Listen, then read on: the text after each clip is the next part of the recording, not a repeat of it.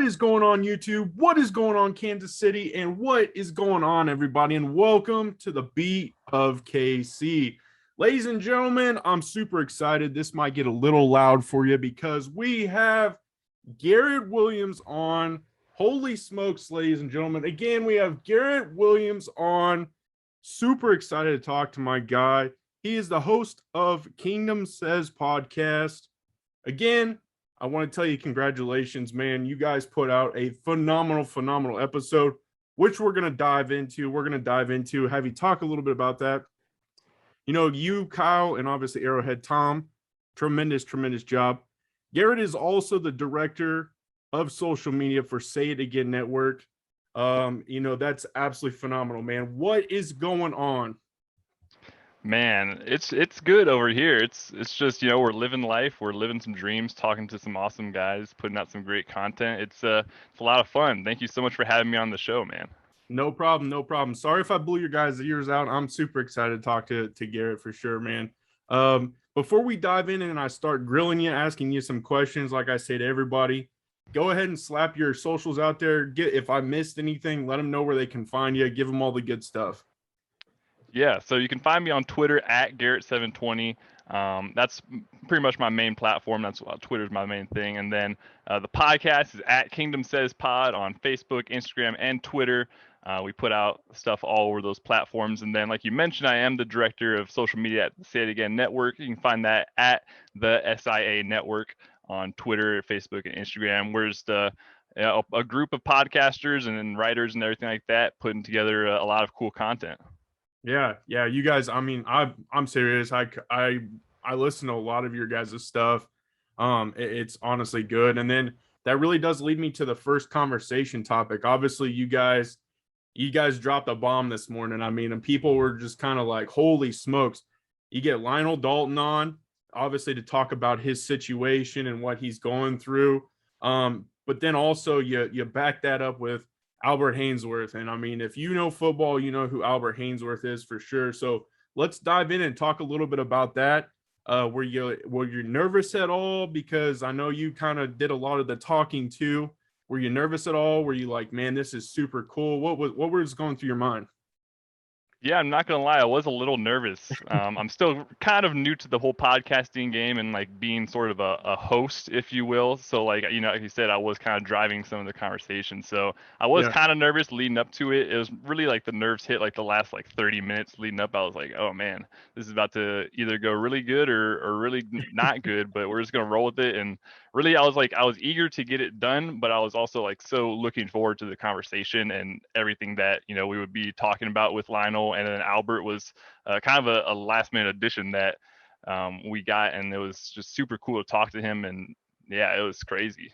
Yeah, man, that I'm telling you, it was tremendous. Just to hear Lionel's story, what he's going through, and then obviously kind of Albert Haynesworth popping in there and definitely providing that information. So again, congratulations to you guys. That was phenomenal. So with that being said, man, I am excited to talk to you about how you became a Chiefs fan. Obviously, you live in California, correct? Yep. Yeah. So can you kind of run me down, give me a quick I guess story on how you became a Chiefs fan living out in California? Yeah, so basically, my mom is from Minnesota originally, and she's a big Vikings fan. And then my dad's from California, and he was a Rams fan back in the day when they were in Los Angeles. Then he became a Cowboys fan, and they were both very big football fans growing up. But I was always just kind of wanted to do my own thing. And when I was a kid, very early on, I actually chose the Chiefs as my team strictly because of their colors, red and yellow, because everything I did as a kid was basically predicated on colors, and my two favorite colors are red and yellow, still are to this day. So I chose the Chiefs, and it was really cool, as a little kid watching some of those games and not really knowing the whole scope of things, but just seeing all the really cool highlights of guys like Priest Holmes and Larry Johnson and all those guys. So I just grew up, I decided to be a Chiefs fan, and I stuck with them. That's what's up, man. That's what's up. That's awesome. I live in Kansas City, and I definitely was a fan growing up of football, and I enjoyed watching. I remember, getting as crazy as this sounds, people are probably gonna blast me for it, but I did get a Rich Gannon jersey after he left the Chiefs to the Raiders. I did own a Brett Favre jersey. I was just a fan of football. I mean, I really was, but I was obviously as I've gotten older, I've really kind of gravitated to the hometown and am just a diehard Chiefs fan. So who is your favorite player, obviously, through that stretch of becoming a fan? Who was that guy you like, I want to watch, I gotta see? Who was that? Man, I'd say that probably the guy who really got me into loving football would be Larry Johnson. Yeah. That was like the pinnacle of when I was a kid and kind of knew what was going on and knew that he was just absolutely dominating folks and running over guys. And like I had he was the first jersey I ever got, and Okay. I have early pictures of me in that jersey. So I was also a big Madden kid. I played a lot of Madden, like Madden 07, Madden 08, and those Yeah. ones. And Larry Johnson was an absolute beast in that. And so like that was just kind of my way of keeping track of who was on the roster back then. It was just playing Madden, and Larry Johnson was an absolute freak. I got to witness a little bit of the Priest Holmes era at the end, and then obviously we've had a lot of great running backs in the Chiefs Kingdom's history, but Oh yeah. Larry Johnson back in the day was just lighting dudes up, and it was awesome to watch. For sure.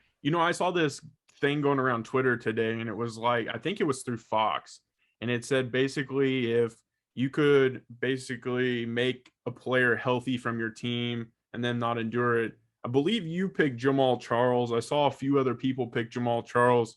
And I really wanted to kind of ask you about that because I knew we were going to be talking after we set this up. What do you think Jamal Charles would have been able to continue doing if he would have stayed healthy? I mean, I started thinking about that, man. What were your thoughts on Yeah. that? Like, what do you think we could have seen? Do you think we would have seen a Super Bowl sooner, playoff pushes more sooner? Like, what are you thinking? Man, Jamal would have had such a great career if he didn't get injured all those times and have, it was just nagging for a lot of his career, and it sucked to see because man, when he was healthy, he was like in his prime, and you can look at all the athletic articles about the stats and everything like that, and the EPA and everything like that. He was far and beyond, you know, every other running back ever, really, especially in his era. He had crazy speed and athleticism and agility, and he was just all around like a crazy good running back. And I mean, it's crazy because at the end of his time with Kansas City was when he was getting in with Andy Reid and that Yeah, whole system. And if he would have just lasted a couple more years to get to play with Mahomes, and that would have been something crazy. That's kind of what they're envisioning, I guess, with Clyde Edwards-Helaire. But yeah. yeah, man, Jamal, I don't know if we would have got to the playoffs or more playoff pushes. I think, there was definitely a couple playoff runs, especially in the Andy Reid and Alex Smith era, Mm-hmm. where we could have used a dynamic guy like Jamal, especially in the passing game too, and just Oh yeah. everything that Andy Reid could have dialed up for him. It was really a shame to see such a crazy career that was unfortunately cut short due to injury.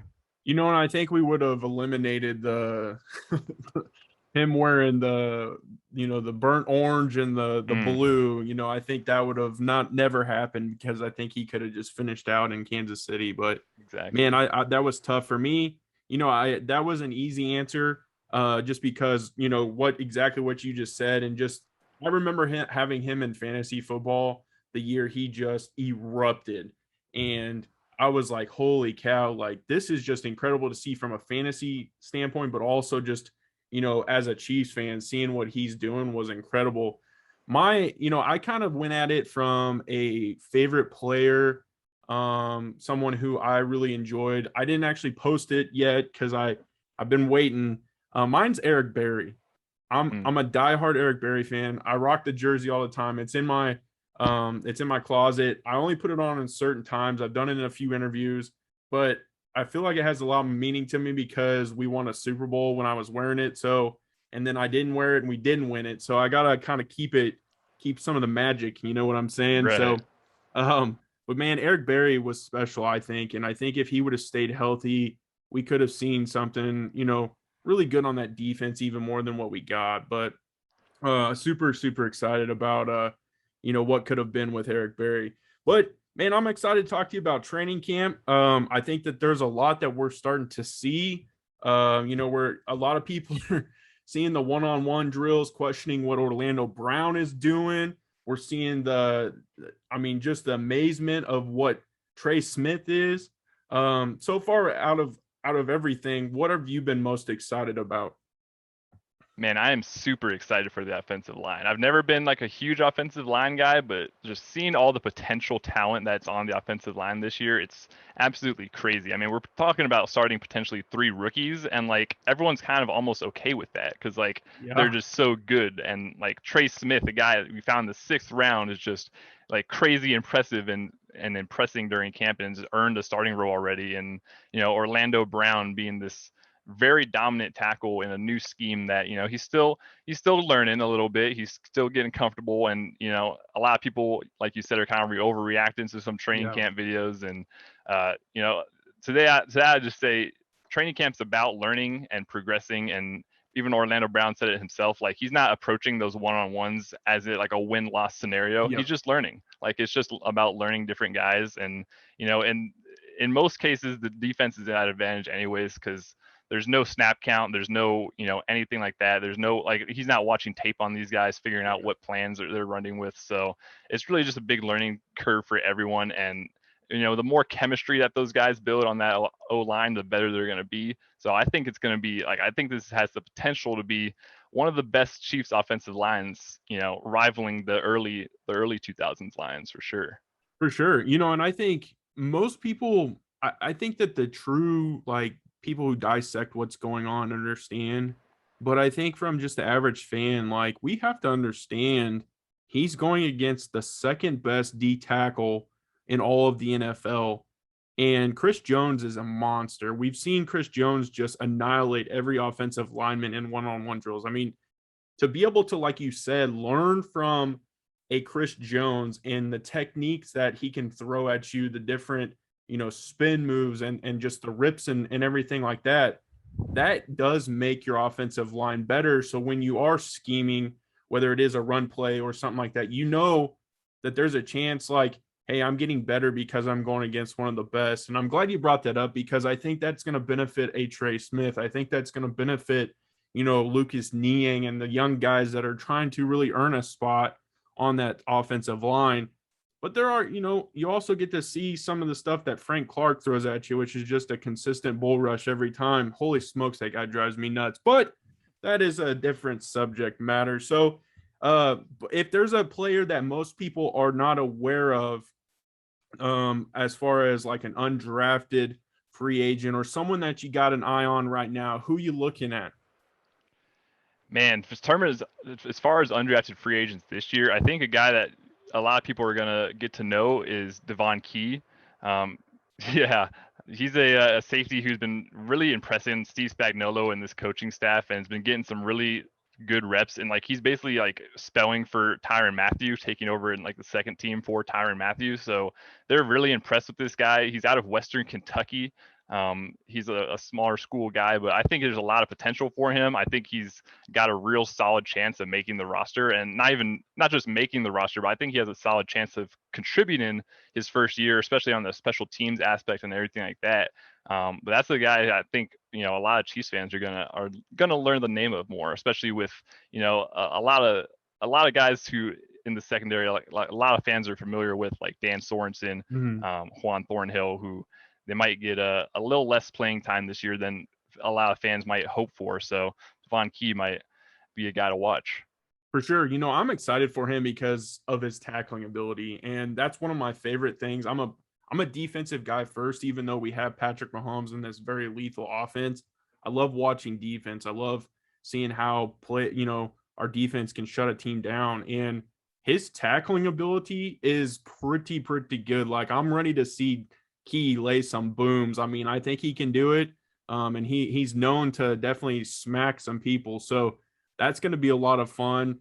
A lot of people have talked about this cornerback, I guess the cornerback room, and really kind of some question marks around that. As we've seen a lot of people covering on Twitter, what are your thoughts as we're kind of going through training camp as far as covering the cornerbacks? Are you still kind of on edge about it, or are you kind of getting a little bit more at ease and like, hey, I think these guys can compete? Yeah, I think they like what they have in the cornerback room. I think the move for Mike Hughes was kind of their last move. I think they're going to make at the cornerback room. I think they're going to see what they have. There's a lot of young guys there. A lot of not as much experience as a lot of guys would like, but you have L'Jarius Sneed, who I think is going to be a star in this Hmm. league within the next couple years. Charvarius Ward is still there. He's a decent starter. He's going to be, on a bounce back year. He's looking for a contract this year, most likely. So that's going to be something to watch. And then, behind those two, there's kind of a carousel. You have Rashad Fenton still there, who I really like Rashad Fenton. And I think, the coaching staff likes him. He's got to find his role as either an inside guy or an outside guy because he's very physical, but, they've been rotating him outside and getting him a lot of different looks because they like to train their guys in a lot of different positions and move Yeah. guys around. So that's another guy to watch. And then, you have Mike Hughes and you have DeAndre Baker, who I think the coaching staff likes both of them, especially DeAndre Baker.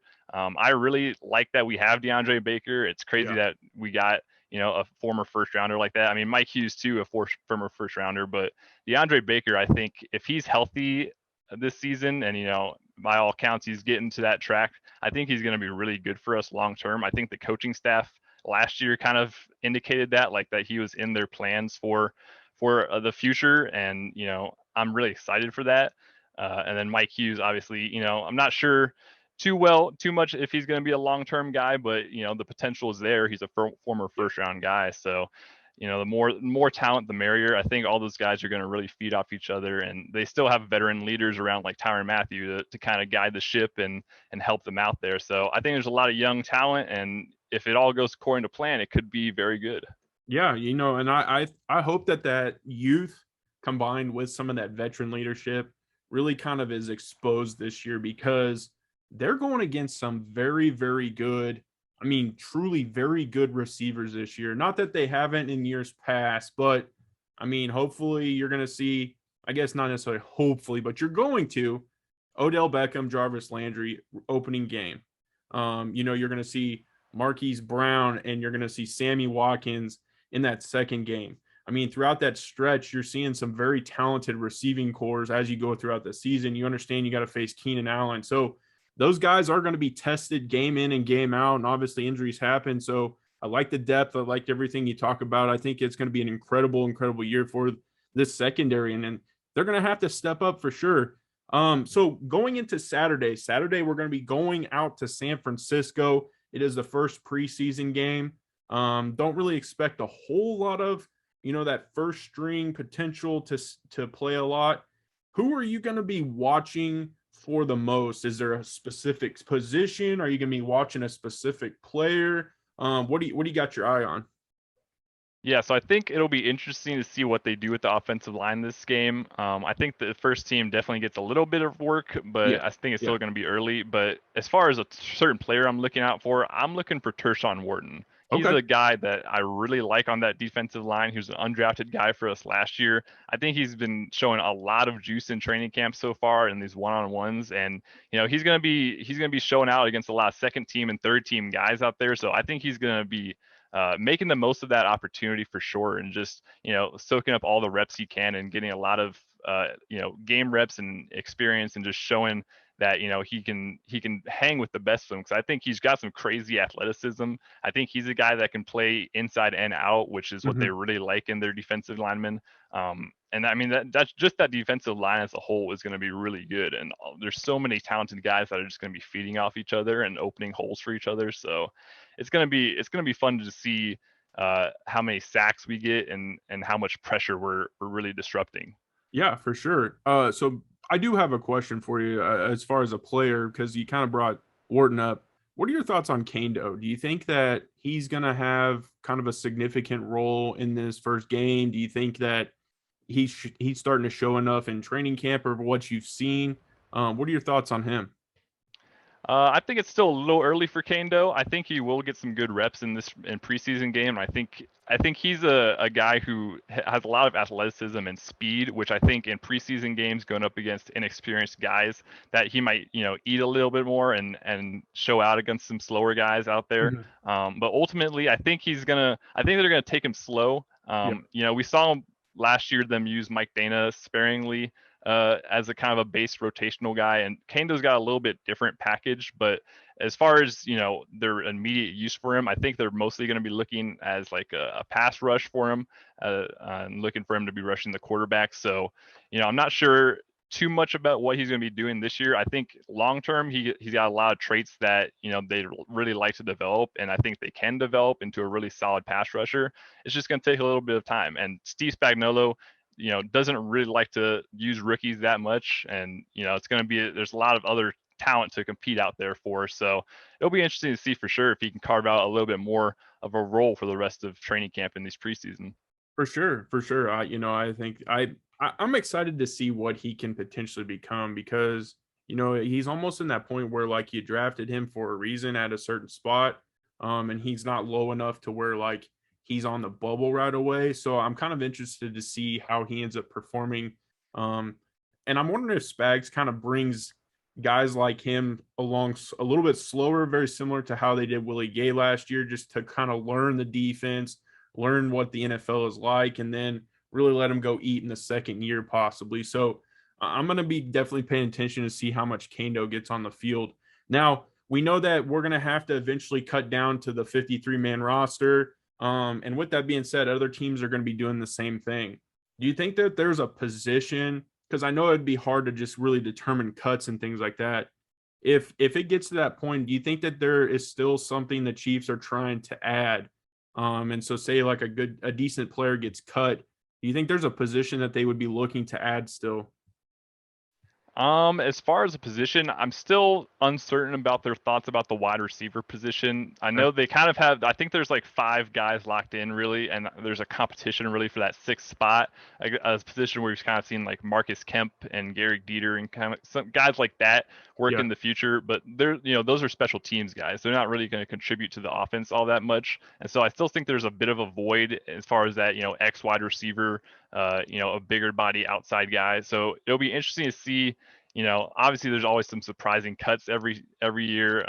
Le'Veon Bell, I think, was a guy last year that was kind of a surprise. That was a little later during the season, but I think the Chiefs definitely will look at a bunch of options and see at anything that they can do to improve the wide receiver position, especially just because I think they have a lot of stuff that they know, in the at least in their first 4 guys, but I think there's a lot of room for potential and growth there. And if if the right guy comes available, I think they'll definitely take a look. for sure, for sure. I'm excited to see who actually, because you said that surprise always happens. And I'll be interested to see, because that leads me kind of to this next exciting question. Of all the big time hype things like the Julio Jones stuff, now James Washington, we saw there was another receiver I think that was potentially available. Of all these like fabricated potential trades and pickups and things like that, which one were you most buying in for? Like, this one's kind of like, this one's a reach, or this one, nah, I just don't see this happening. Which one were you like, this I want to happen? Well, to be honest, me and my co-host of the Kingdom Says Pod were very much on the forefront of the train of the Orlando Brown trade. Okay. I think a lot of people, especially around the NFL, did anticipate the Ravens trading him to, their one of their biggest AFC rivals, and especially for kind of the price that they did, which has been in the conversation this past couple of days as far as trade charts and everything like that. But Orlando Brown was after we got Orlando Brown, it was like, man, Brett Veach can do anything he wants. Like if he wants a guy, he's gonna go get him. So there's a couple guys. Julio was a great thought. I don't think it was ever really realistic. A guy that I'm still kind of hopeful for, that's still kind of on the market, is Chandler Jones. He's still Yes. out there, and I think we've had a lot of juice to the pass rush already, but man, just adding Chandler Jones, and especially with the uncertainty around Frank Clark for the entire season and what his status is going to be like, I think Chandler Jones would be another guy that would just absolutely ball out with us and add just a very consistent. We know what we're going to get with Chandler Jones. He's going to be a consistent pass rusher for us. He's still got a lot of juice left. Like Yeah. he's proven the past couple years that he is a top edge rusher in this league. So that'd be that guy who I'd really like to see. Yeah, that would, man, I did a video on that, and just doing the video, I was like, this could be really good. I mean, He's been, until last year, he was a very consistent 10 plus sack leader when it comes to really being a force on that defense. But even if they don't, man, I think it's still going to be exciting to see how Arizona handles that defense, adding JJ Watt in there. He's obviously not the former JJ Watt, but man, they got some potential juice down there that I'm kind of excited to see what happens with the Arizona Cardinals. But that kind of leads me to another thing, and a little bit more of a fun question too. Do you play fantasy football? To be honest, I'm actually not a very big fantasy guy. I've Okay, tried okay. getting into it the past couple years. I always start out very hot and very into it, and then I forget. And then also my fantasy strategy the past couple years have been just draft as many Chiefs as I can get my hands on because I'm pretty sure that they're going to score a lot of points. So it's like that's how I thought you win fantasy, is by scoring a lot of points. So, but no, unfortunately, I'm not a big fantasy guy. There's a lot of big fantasy guys on our network, the Stadia network, but I've never quite dipped my feet in too much. Yeah, yeah. I'm excited. I always love it. I do. It's too many teams probably, and I end up like counteracting myself sometimes. But man, I'm so hooked on football. I get so fixated, and it's a way to really like gravitate towards those games when the worst team versus the worst team is on like Monday Night Football, and like you got a dog in the fight because you may have a receiver that needs to score 10 points, and you're like, come on, baby, let's Oh, go. definitely. Yeah. So, but man, I'm super excited for the season. And with that being said, as well, we do have a pretty tough schedule. Is there a game that you're like most anticipating? One that you're like, man, I'm excited for this game. I got, it's going to be a blast. Which one would that be for you? Man, I would say probably opening week, week one versus the Browns. I think that's the game that, I'm pretty uncertain about, just because I'm pretty confident in the Chiefs, but it is the first time we'd see this offensive line. There's just a lot of unknowns for sure. I'm still very confident that we're going to get it done, but the Browns, you know, according to everyone and on paper, they're supposed to be a very, very good team. I'm just not sure if they're going to quite get it together early as well. So I think that's going to be a really strategical matchup. I think, Kevin Stefanski over there is Oh a yeah. really good coach who's, has taken that offense into and that whole team into a very different status than it was obviously the past couple years. But, the Browns are going to be really a tough one. And then, we'll be facing the Bills again in I believe week 5. Yeah, week 5.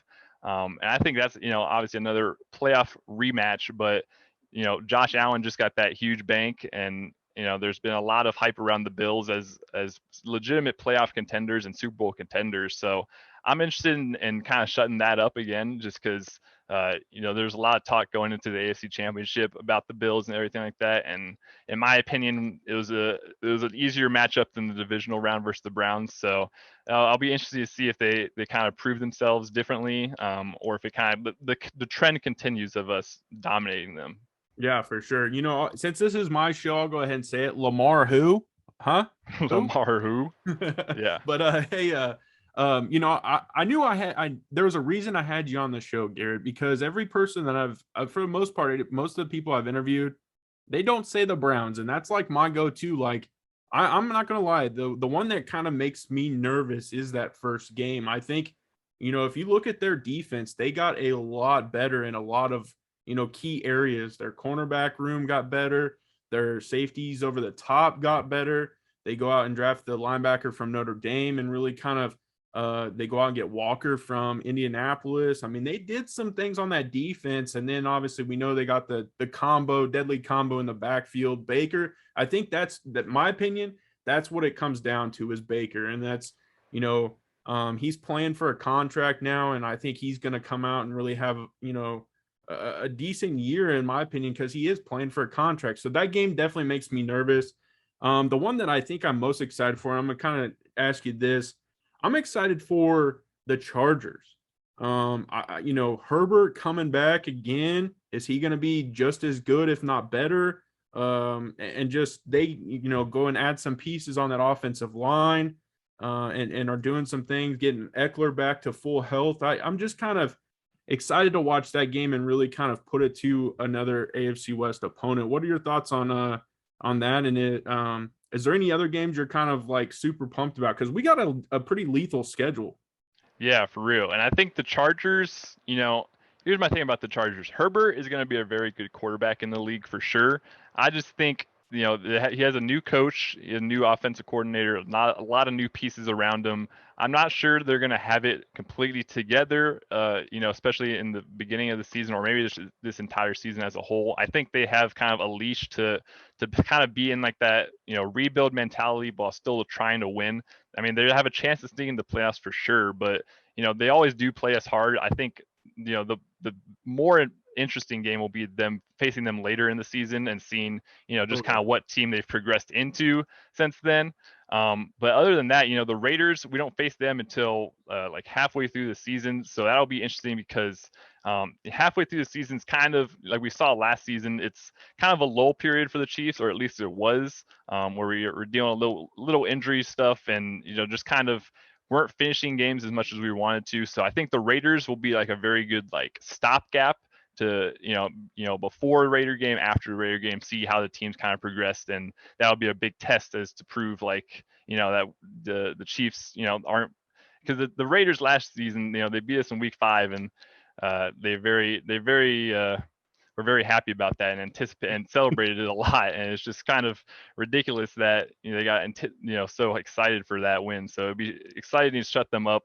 And I'm very excited for this season. I'm also right before the Raiders game we have the Packers, which everything that's been going on with the Packers this offseason, there are some people thinking we might not even have to play Aaron Rodgers. Now I think it's likely that we will, and I'm not sure what kind of Aaron Rodgers we're going to find. I think he might be on a very like a revenge tour type vibe, or he might be the complete opposite. It's going to be interesting to see, and it'll be interesting to see because the last time I believe we faced the Packers, Mahomes was injured, so we didn't get to see a solid duel between those two. So it might be another game similar to the Monday Night Football game versus the Rams, where it might be a complete shootout. So that'll be an interesting game to watch, I think. For sure. Matt Moore put up a pretty good challenge even in that Green Bay game because he almost led us to a victory and we just came up a little short. But, that could have been a completely different story with Mahomes, man. I think that there's a lot. One game that I'm excited for, and it may not be that like of a hype game, is the Eagles. Andy's going back. My biggest thing is Jalen Hurts, because I was always a pretty big Jalen Hurts fan, especially when he got to Oklahoma. And I just hopefully he gets to take the reins and actually show them what he's capable of doing. I'm just excited for that game as a fan, just to watch that game. Yeah, I really like Jalen Hurts too. I think he's like a really exciting player, similar to Lamar Jackson, but I think he adds like a different aspect to himself. I think it's kind of a similar situation to the Chargers where it's a whole new kind of system around him. And I'm not sure how much they've really bought into Jalen Hurts with all the offseason kind of speculation about them potentially trading for Deshaun Watson or a couple other guys. I'm not sure exactly, especially all the moves they've made to build around him. I'm not sure if the roster is definitely as complete as they'd wish, but it's still going to be a really interesting game. Just the athleticism, and it'll be a really good test for our defense, I think. All right, and now we're getting to the fun, super tough questions. I'll try to make the very end a lot of fun. So we're going to dive into this. Question number 1. I hope you're ready for this. Does Deshaun Watson get traded? Ooh, that's a tough one. I think he does, but I'm not sure he plays this season. I think I kind of see a situation where a team might trade for him and then he might sit for the rest of the season and might be like I don't know. It's just there's so much unknown around his situation. I feel like it's very hard for a team to make that move, but I think you might see closer to the trade deadline if he's still sitting out and if he's there's still this investigation's kind of not it doesn't have much info to it because I there still feel like there's nothing really that we know about it. There's a lot of speculation and everything, so it's hard for me to envision a team trading for him without like them knowing, and at least knowing a little bit more than at least the fans would. So I'm just not sure. I really don't see him playing this season in general, just because of all the legal stuff. So whether the Texans can finesse a trade with someone and try to, get back something for him, or if, another team's really confident that he's going to be available for them, it'll be interesting to see for sure. But that's one of the like off-season storylines that I think it's not going to be settled anytime soon. Agree. And I'm kind of curious just to see what happens because my thoughts are if you make the trade, I think you're screwing up now. That's just me personally, just because I mean, obviously they know what's going on behind the scenes. Us as just people looking from the outside in, they're way more into tune what's going on. So if they make the trade, then they may know some things that we don't. But I just think, like you said, if he's going to sit out, there's a potential he may be on some exempt list, something going on. I would be very hesitant on making that move. So I definitely wanted to ask you that question. Now, the question number 2, and I'm super excited to see your answer, is how many touchdowns does Patrick Mahomes throw this year? Ooh, man, that's a good one. I'm gonna say over 40. I'm gonna say like 42. I Okay. think it's going to be a really productive year. I think this might. I really think that this offense this year, if everything goes according to plan, has the potential to be, up there with like the 2018 Chiefs offense, which I think is the best Chiefs offense of all time. And just the scoring capabilities. You won't see as much scoring just because, in 2018 he was playing a lot of shootouts and everything like that. So I think with having a better defense, you don't score as much. But even still, I mean, we saw it last season. It's once they get rolling, like it's very hard to stop them, and they can just kind of turn it on whenever they want to. So I think the Chiefs and especially Patrick Mahomes are going to be looking to prove some people wrong. And I don't think there's a lot to prove wrong, but there's a lot of haters out there and a lot of just talking heads that bring up a lot of irrelevant points. So I think there's going to be a lot of proving people wrong and a lot of more concise and complete and just victories that people don't have anything to argue over, really. For sure, for sure. So let me ask you this. With the extra game being added, do you think Mahomes ever touches 56 touchdowns? Because we know Manning holds the 55. Does he ever hit the 56? Man, it's tough because in an ideal world, he doesn't even play in like the last game or two because Mm-hmm. the Chiefs are that far ahead in the 1 seed. I just think with all the evolution that the NFL has and with the trajectory that his career is going, I don't see why he couldn't.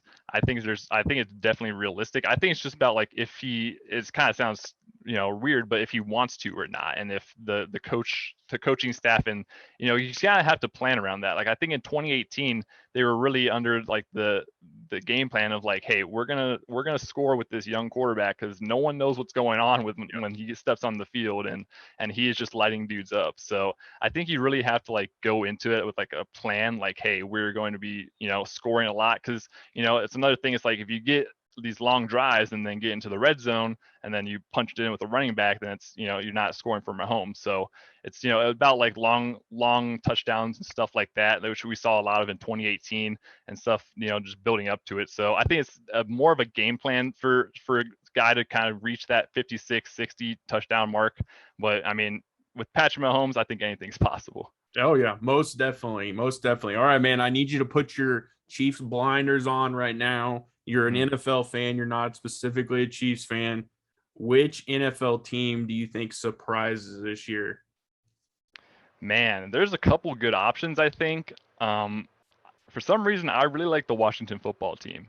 Okay. I think they're a really interesting team. Ryan Fitzmagic over there, I mean, he's one of like the biggest hit or miss quarterbacks ever. And I think if he's hitting really good, and they're going to be firing all cylinders. I mean, we saw what that offense could do last year with Taylor Heineke in the Oh yeah. playoffs, and just like the production. And then their defense is just, I mean, that defensive line is killer. The entire defense really is really good. So the Washington, I think, especially in that division, Oh, which stinks, I think they have an opportunity to sneak into the playoffs again. And then, once you're in the playoffs, like anything can happen. I mean, Taylor Heineke almost beat the Super Bowl champions with very little notice. So it's like, it's hard to predict, but, Washington, I think, might shock a lot of people this year. I wrote an article today for Border Fuel. My pick is going to be the Cincinnati Bengals. Mm. I actually really dove in deep and evaluated what they did on the defensive side of the football. I mean, they really added some pretty big pieces, and that depth at that cornerback spot is pretty lethal. I mean, it truly is. And then obviously we know they drafted Jamar Chase, Tyler. They have Tyler Boyd. They got T. Higgins. And the big question mark is the health of Joe Mixon and Joe Burrows, obviously. But man, I wouldn't be surprised if they kind of if they can get on a run and really build in that locker room. I think that they could. I'm not saying playoffs or nothing, but I think we could see definitely some upsets at times with that team. So I'm excited for the Bengals.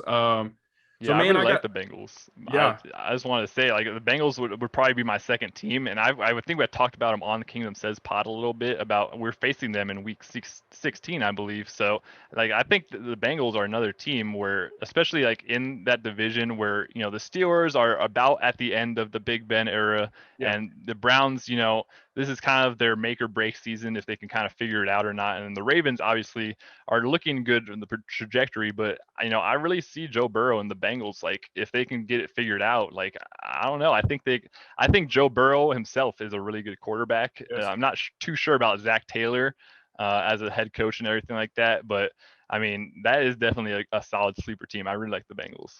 For sure, for sure. And man, I tell you, it's going to be kind of amazing to see some of these quarterbacks because we talked about Herbert, we talked about Josh Allen. Obviously, Patrick Mahomes is going to be there.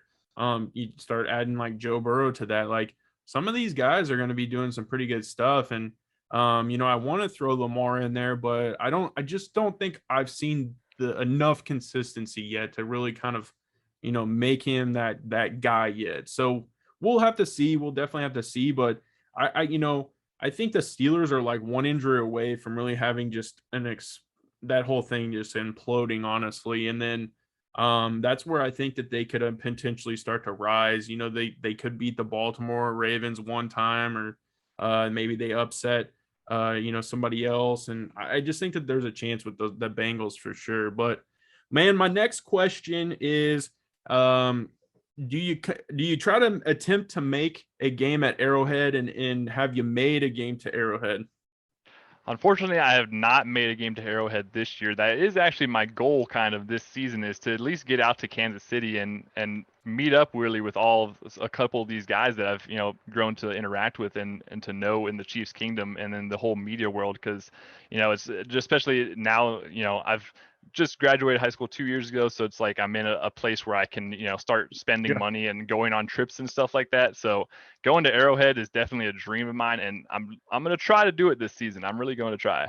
Okay, man. Well, if you do come to Kansas City, you better let me know because I got to meet you in person, man. I Definitely. want to at least shake your hand and say what's up. So, Garrett, man, I appreciate you coming on the channel. I appreciate your time and your enthusiasm and really talking to me. I think a lot of people are going to enjoy this episode. So I really do appreciate it. And thank you, man. No problem, man. I really like what you're doing on YouTube and everything like that. I think you're a really positive source of inspiration and entertainment and everything like that in the Chiefs Kingdom. And I'm happy to come on and visit with you and talk with you. That's what's up, man. Thank you so much. And before we wrap this completely up and I hit the end button, can you let everybody know one more time where they can find your amazing work and they can see you on the Twitter sphere? Yeah, so at Garrett720 on Twitter for me and my personal handle. That's where you'll find most of my content at. And then at Kingdom Says Pod on Twitter, Facebook, and Instagram. We're gonna pump out some really awesome interviews these next couple weeks and a lot of awesome content that we're really excited for. We got a lot of great things planned, and also the SIA network on Twitter, Facebook, and Instagram. We'll have a lot of big things planned for that too. And yeah, man, I'm really excited for the football season. It's gonna be a lot of fun. It's coming quick. It is definitely coming quick. Well, you guys know how I wrap this up. You guys know how I end it. As always, I appreciate you checking out the Beat of KC and have a good day.